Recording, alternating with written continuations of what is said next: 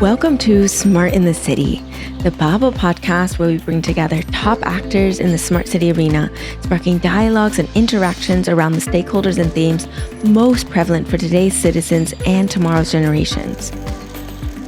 I am your host, Tamlin Shimizu, and I hope you will enjoy this episode and gain knowledge and connections to accelerate the change for a better urban life. Smart in the City is brought to you by Babel Smart Cities. We enable processes from research and strategy development to co-creation and implementation. To learn more about us, please visit the Babel platform at babel-smartcities.eu. So welcome back, everyone, to another episode of Smart in the City. I am sitting in the wonderful city of Sonderborg in the south of Denmark at the Rethink City Summit. And I'm interviewing and getting insights from some of the speakers, some of the participants. And of course, first off, to set the stage, I have to give a huge thanks to the organizers of the Rethink City Summit for having me here today, and for the great collaboration. It's a wonderful little event with some amazing people. So, and I think a lot of people are learning a lot from each other. So that's a success in itself. Now I want to dive into some of the content and introduce you to who I have here today. His name is Marcus Paulsen. He's the energy strategist of the city of Lund in Sweden. Welcome, Marcus. Thank you. Yeah, really nice to have you. I've actually been to Lund like many years ago, and I found it to be quite a lovely city. So I'm really happy to learn more about what you're doing in energy also. So we like to get a little warmed up to start us off. So I have a bit of a teaser question for you today.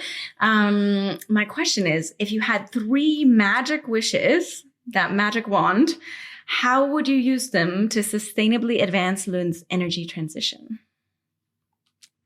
Maybe it's not so much of a warm-up, huh? You mean magic, really magic? Magic. Well, tomorrow it's totally a different. Well, then I will move Lund to a tropical destination. You said magic. Yeah. Okay. Because then we wouldn't need any energy for heating, and we would have sun all year around. So then we will have all the energy that we need. There you go. Okay. That's it. I don't need it. You don't need the other ones. No. Okay, that's your only wish. Is the heating is your major downfall then? And sun. And to have sun. Yes. Okay, perfect. Yes, true magic. I like the way you think. I want to learn a little bit more about you as a person. What's your background? What led you into your role today? I grew up outside Lund in a small village, and I found myself interested into environmental issues already at school. So at secondary school, I chose scientific path, so to say. And then at that time, now we're talking about the 90s. So when I went to university, I took biology because there were no dedicated studies for just environment. That has changed a lot since then. But that was my path.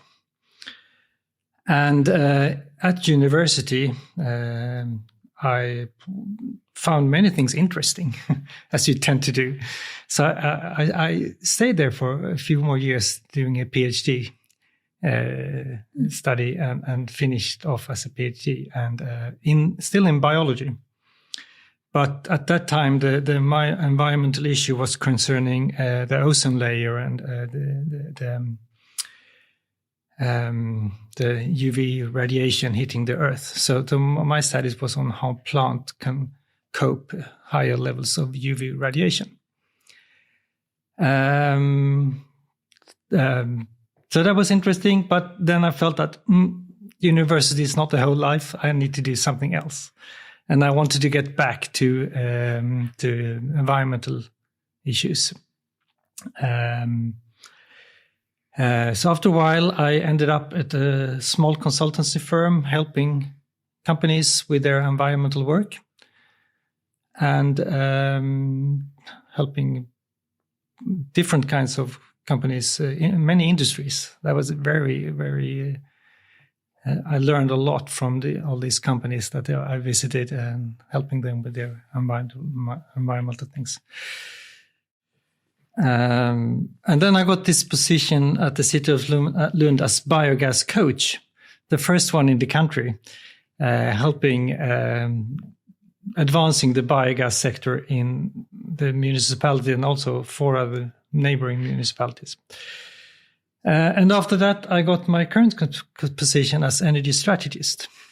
So that is what I'm doing now. Quite a journey. Yes. I love listening to people's journeys. So really interesting.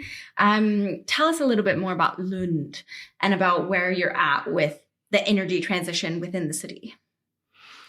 Well, we have been working a long time with environment and energy and climate issues for a long time. And we had this Agenda 21 work already in the 90s, long before I started, that then turned into our climate plan that we call Lunda Eco. And it's now in its 3rd generation. And there it's stated that we should become climate neutral. And to do that, we also need to work with many different sectors. For instance, for energy. And the situation is also that Lund is the majority owner of the local energy company Kraftlingen, together with some other municipalities.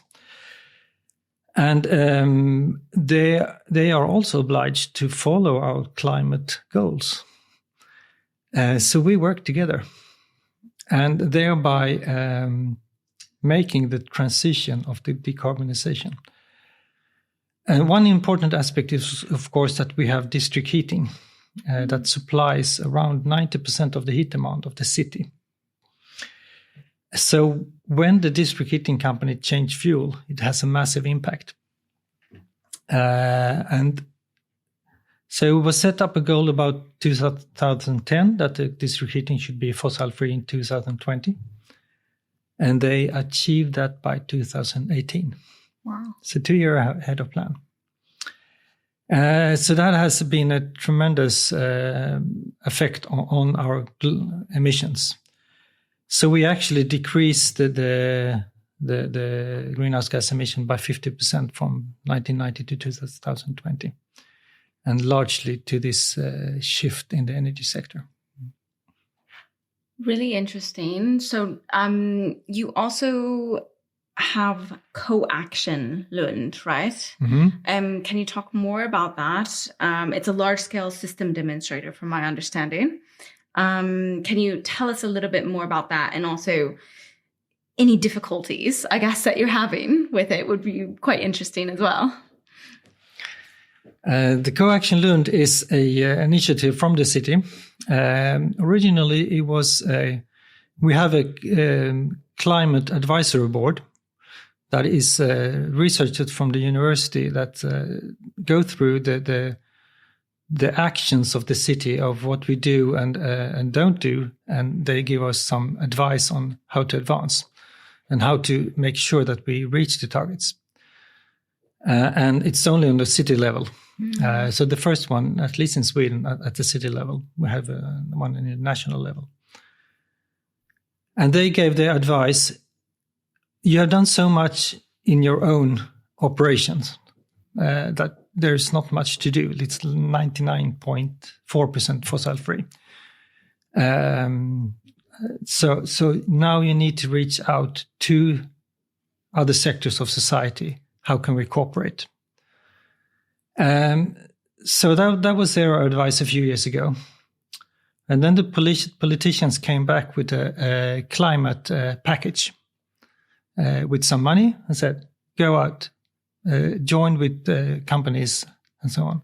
So CoAction Lund is a response to this request from the politicians. And then it's our way to interpret this, of course, that we're trying to cooperate with businesses, with academia, but also civil sectors on how to become climate neutral and to reach beyond the city's own mandate. So what can we do together? When we work together, then we can't blame each other because it's everybody's fault that we are failing, and things that shouldn't fall between the chairs, because we do this together. So we should take responsibility of everything that we do. So that is like the basic principle of the CoAction, the idea behind it. And then we went out knocking doors to many different actors, to companies. And there was a long time of dialogue with all of them. But eventually, most of them got on board. Mm. And then in the center, we targeted property owners and employees, because that is where the transportation takes place to and from, both commuting of personnel, but also of freight, but also energy is used, but can also be produced by these different actors. And around them, we have what we call infrastructure owner, organizations that own street, cables, wirings, and things like that. But also like public transport, we call them infrastructure owner, because they can help the core partners to do their job. And then on the outer layer, we have what we call solutions providers. And they come with different ideas and solutions, knowledge and products that we can use to improve our city. So by that, we build a whole ecosystem of actors to make us climate neutral. You definitely need a whole ecosystem to actually achieve the goals set out. So I think this is a really interesting approach. For companies, you mentioned the solution providers, right? Mm-hmm. I just want to speak to that quickly.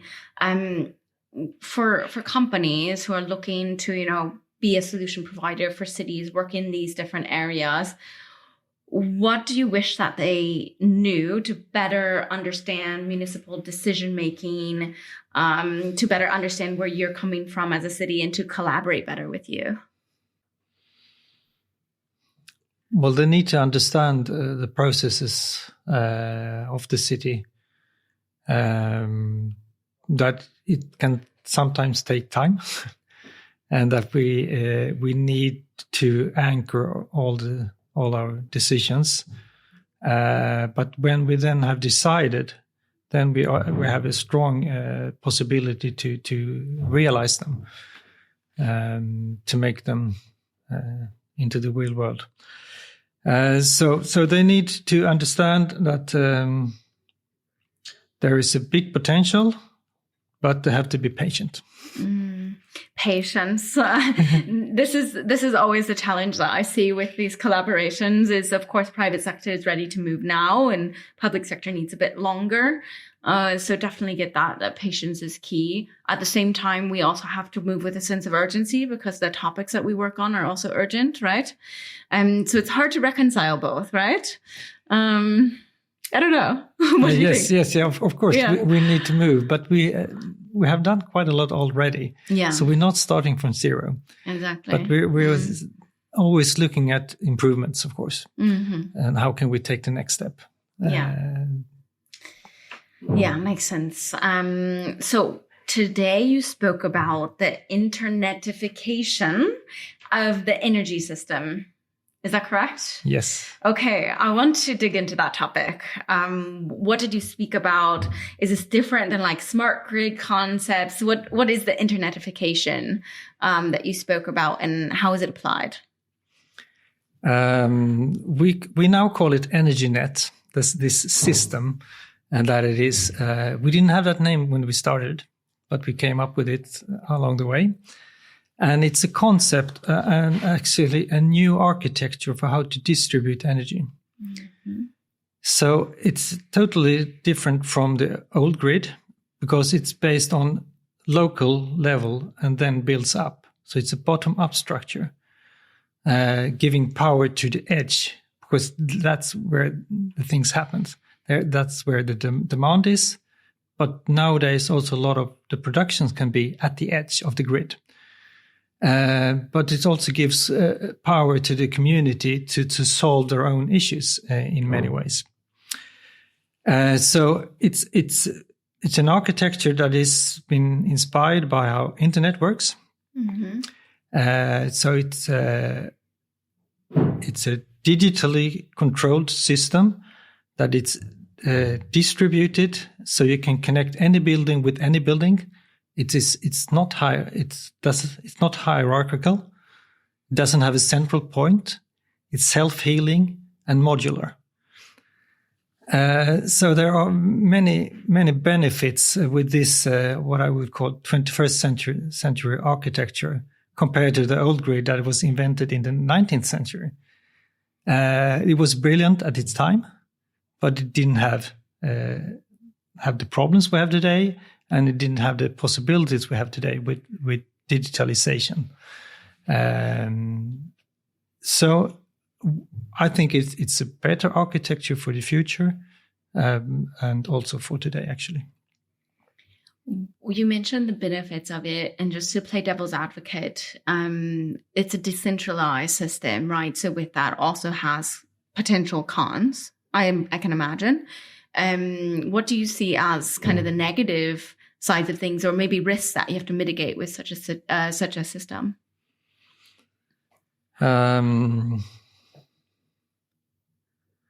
There, of course, one risk that people usually brings up is the cybersecurity risk. Since everything is turned digital and it's controlled by software, actually, every node is controlled by software, then it's supposed to be sensitive to cyber attacks. That is, of course, true. There is a sensitivity issue concerning that.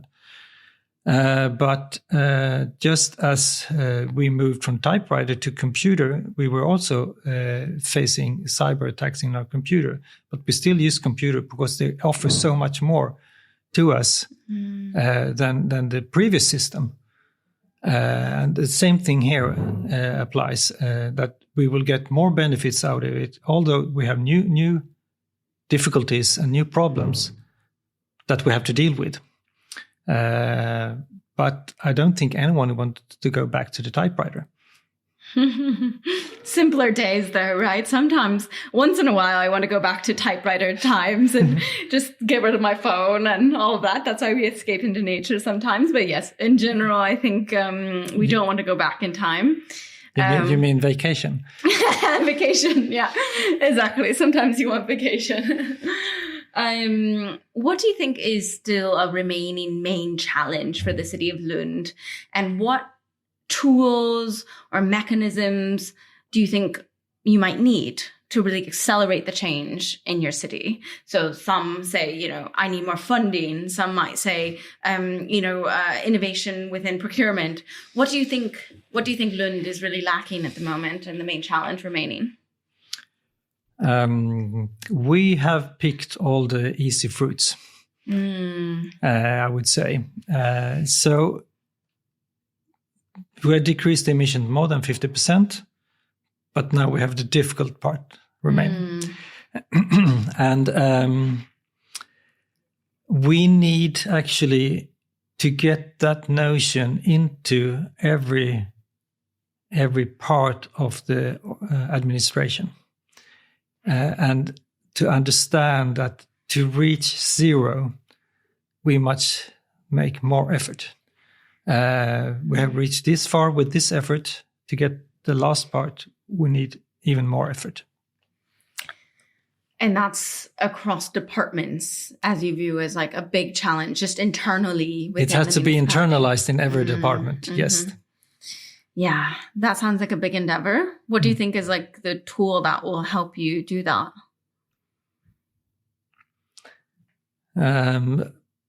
we, as part of the mission cities, we are exploring this pathway with a transition team and things like that. And that's a good way. We are on it, but we need to we actually don't need to convince the politicians. They're already there. That's good. But we need to convince all the silos that they need. It's not enough to scratch on the surface. Then we need deep change. Like a full internal marketing campaign, almost, right? Or internal communication campaign, and education is probably a big role in that. There's a lot of different avenues, and I think probably lots of them have to be utilized, right, to really integrate into all the silos. Now I'd like to give the open floor to you, because we touched on a lot of interesting topics, but you might have something else that we missed, or that maybe we just touched on lightly that you think is really important for our listeners to know about. Do you have a topic that you really want them to know? Well, I would like to continue with the EnergyNet story. Sure. Because I think it is a revolution. Just as internet revolutionized the telecommunication, I think we can do a lot of things here in energy distribution as well. Because when it becomes digitalized, not only is it possible to optimize in a totally new way, so we can save a lot of energy, but it also opens up for many third-party services that we don't even can dream of today. That ingenuity in different people can become services that we can use in the future. I mean, 20 years ago, who would even imagine of an app store? I think we see something similar in the energy sector. That's quite inspiring. Do you see, have others implemented EnergyNets as well? No, we're the first in the world. First in the world, and only still. There are some similar thoughts. Different places, some in US, some in China. So now, actually, now the Pandora's box is opened. Yeah. And now it's competition. But that's good also to spread the word about it, to let others know about this system and see if it might work for them. Wonderful. I'm glad that we got the chance to tell a little bit of that story also here today. Now we get to move to our fun segment. The segment that I have for you today is called Trial and Error. Trial and error. What went wrong? What mistakes were made along the way? And more importantly, what lessons were learned? I don't know if you have a story that comes to mind where you learned a big key lesson that you'd like to share with everyone.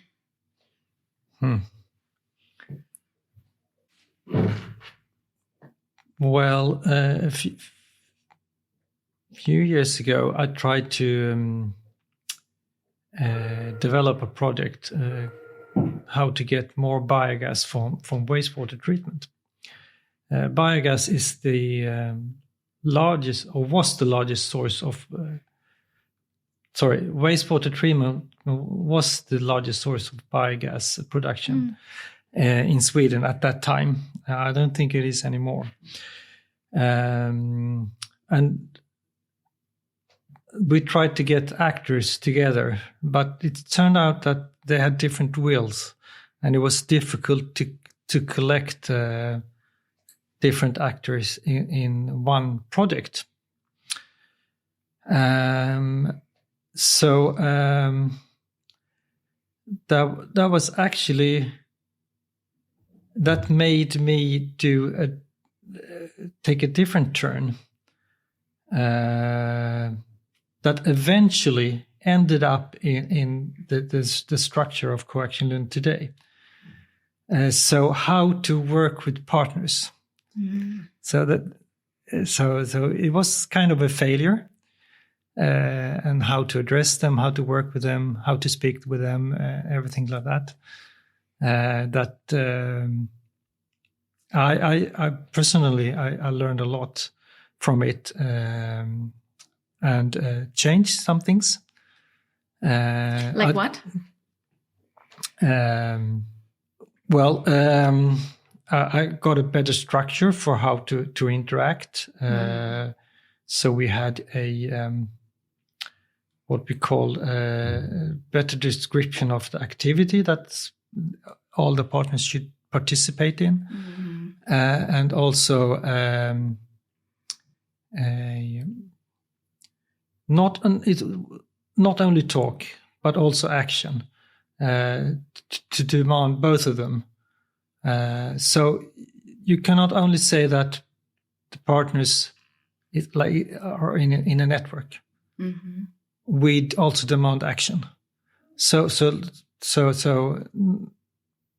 putting some demands also on the actors that want to participate, that makes us go further. Yeah, really good lessons, I think. A good model for partnership and setting clear roles and actions moving forward. Wonderful. So now we come to our final question, and it's the question that I ask every single guest that comes on. As you can imagine, I get a lot of different answers.